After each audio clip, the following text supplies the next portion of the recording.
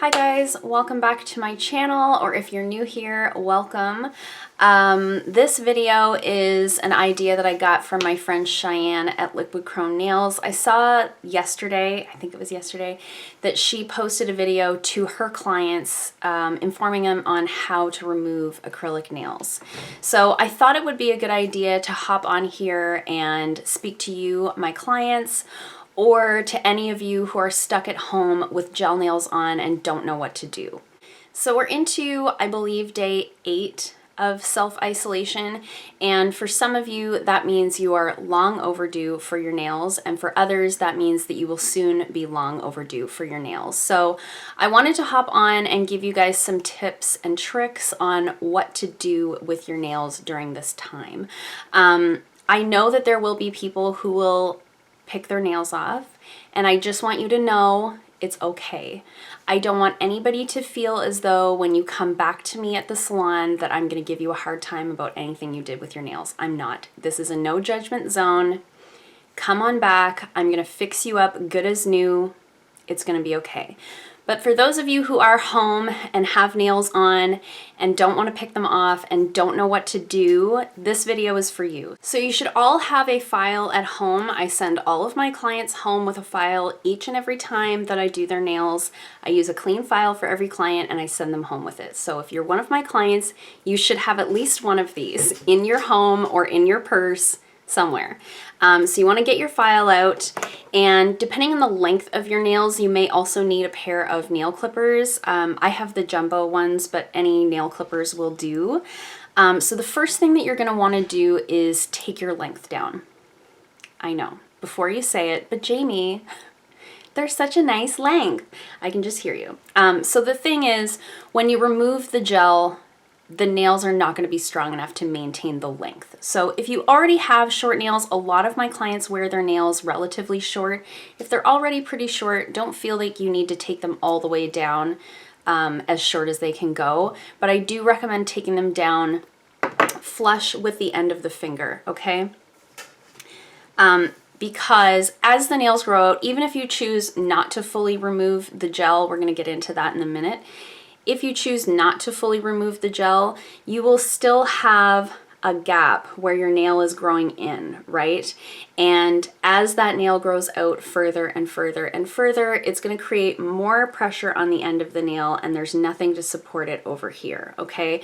So the length is only going to cause you issues as the nails grow out. So I highly recommend taking the nail length down first.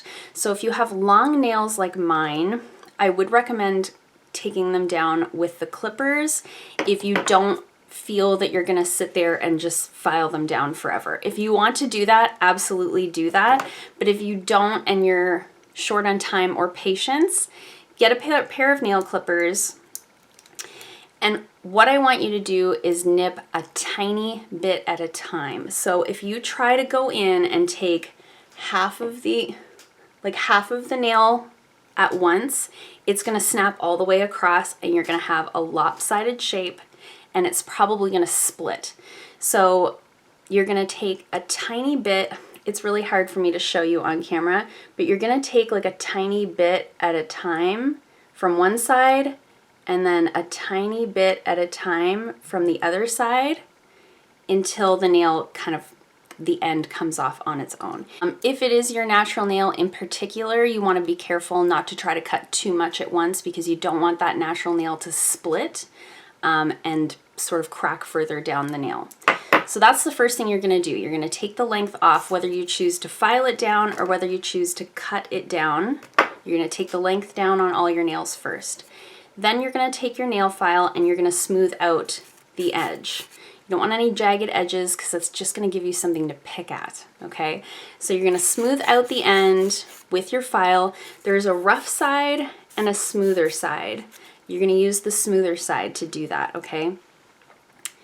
So at this point, if you had a lot of lifting, at this point, some of your nails may come right off. Depending on how long you've gone since your last fill and depending on how much lifting you have, you may find that taking the end off of the nail, basically the gel just comes off after that. So if you have that happen and nails are coming off on their own, great. You've just saved yourself a ton of filing. You may have some that come off and some don't.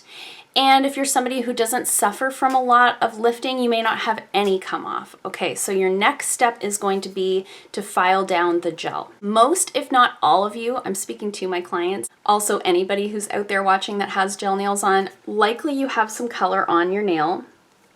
So the next thing that you're gonna do is file that color off. You wanna be really careful.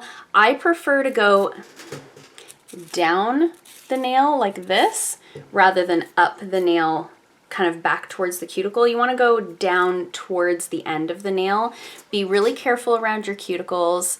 You don't want to cut yourself. It's easy to do, especially on your opposite hand. But you want to file off all of the color and sort of create a smooth layer. I personally find the best way to remove nails is to leave a very thin layer of gel on there.